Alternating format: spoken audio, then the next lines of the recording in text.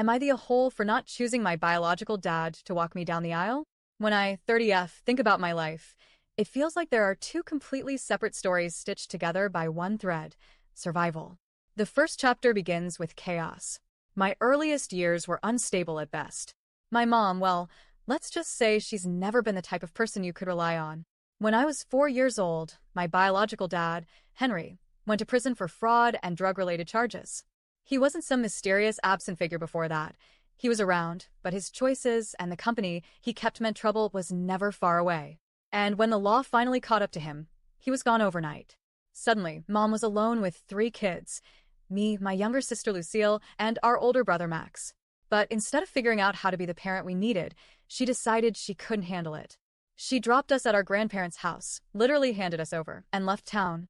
No plan for visits, no stability, just gone. My grandparents were already stretched thin. They lived on a fixed income, and years of bailing my mom out of her bad decisions had left them in debt.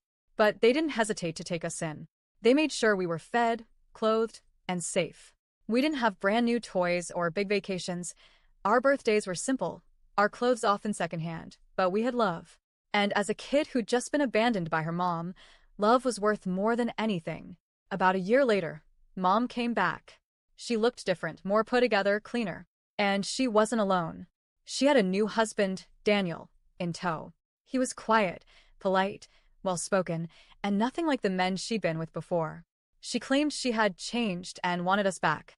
She begged my grandparents to forgive her and insisted this time things would be different. My grandparents were wary, but Daniel seemed solid, stable, maybe even a good influence. Eventually they agreed, and just like that, we were moving back in with Mom, though in hindsight I realized it was really Daniel we were moving in with. From the start, Daniel stepped into the role of a father in ways Henry never had. He had inherited property from his parents and worked as a landlord and property manager, which meant we were comfortable financially. But it wasn't just about money. Daniel gave us something far more valuable: his time. He took Max to every single hockey game, rain or shine, never missing one. He built Lucille a tree house in the backyard, complete with a rope ladder and a little flag she got to design herself. He taught me to play the guitar, sitting patiently for hours while I fumbled through chords, and he even surprised me with my very first guitar. It wasn't cheap, but he said he could see how much music meant to me and wanted to encourage it. For 4 years, our lives felt normal, happy even. We had family dinners, movie nights, and birthdays with homemade cakes and laughter.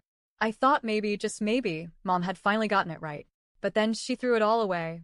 Again. She cheated on Daniel with a coworker, and when she was caught, she left, just like she had before. The difference this time? Daniel didn't leave us. Even though he had no legal obligation anymore, he stayed. He came to visit us at our grandparents' house, helped us with schoolwork, and continued to be part of our lives. My grandparents adored him, and he was always welcome. When I was 13, my grandpa passed away. My grandma couldn't afford the mortgage on her own, so Daniel moved all of us, grandma included, into one of his rental properties, rent-free.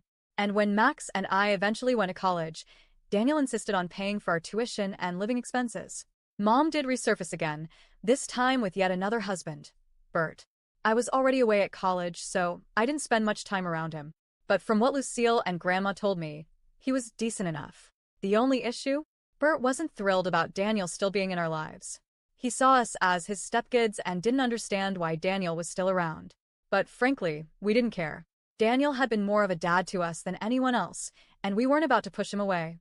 Then came another life-changing moment. During my last year of college, Mom died from an accidental overdose.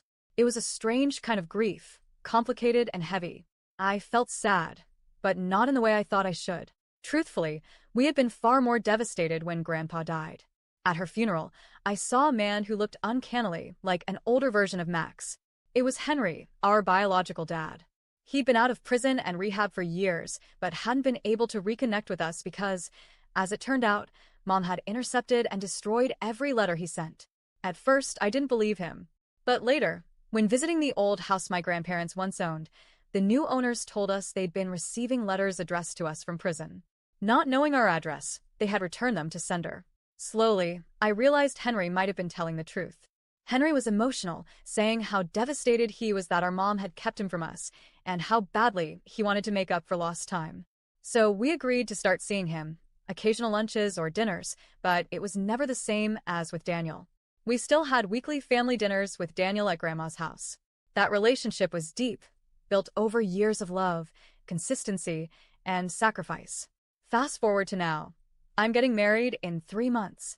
Asking Daniel to walk me down the aisle was one of the very first things I did after getting engaged. When I asked, he broke down crying deep, raw tears and said yes. That moment alone made all the hard years worth it. But then Henry got his wedding invitation. He mentioned to Grandma how happy he was to have repaired things with his kids in time to give one of his daughters away. Grandma, not realizing I hadn't chosen him, said, "Oh, she already asked Daniel." Henry was furious. He showed up at my house, visibly angry, and demanded to know how I could do this to him after everything Mom had already taken from him. I tried to explain, calmly at first, that Daniel had been my father in every way that mattered, but Henry kept getting louder. It escalated to the point where my fiancé had to step in and ask him to leave. The argument got so intense that neighbors actually called the cops. Since then, Henry has been sending me angry texts, accusing me of betraying him. Daniel even heard about the confrontation and, being the incredible man he is, offered to step aside so my real dad could take his place. That broke me. I told him, through tears, "You are my real dad." And we both ended up crying. But Henry hasn't stopped. He's been blowing up Grandma's phone, Lucille's phone, Max's phone, anyone he can guilt trip. At my bridal shower, I even got snide remarks from certain relatives about choosing a stranger over your own flesh and blood. Here's the thing, I don't hate Henry. I believe it when he says Mom kept him from us. I don't doubt that hurts him deeply. But Daniel stayed. Daniel showed up. Daniel raised me, gave me a home, paid for my education, taught me life skills, and loved me without obligation. So yes, I'm sticking to my decision. Daniel will walk me down the aisle. Am I the a-hole for choosing the man who raised me over my biological father?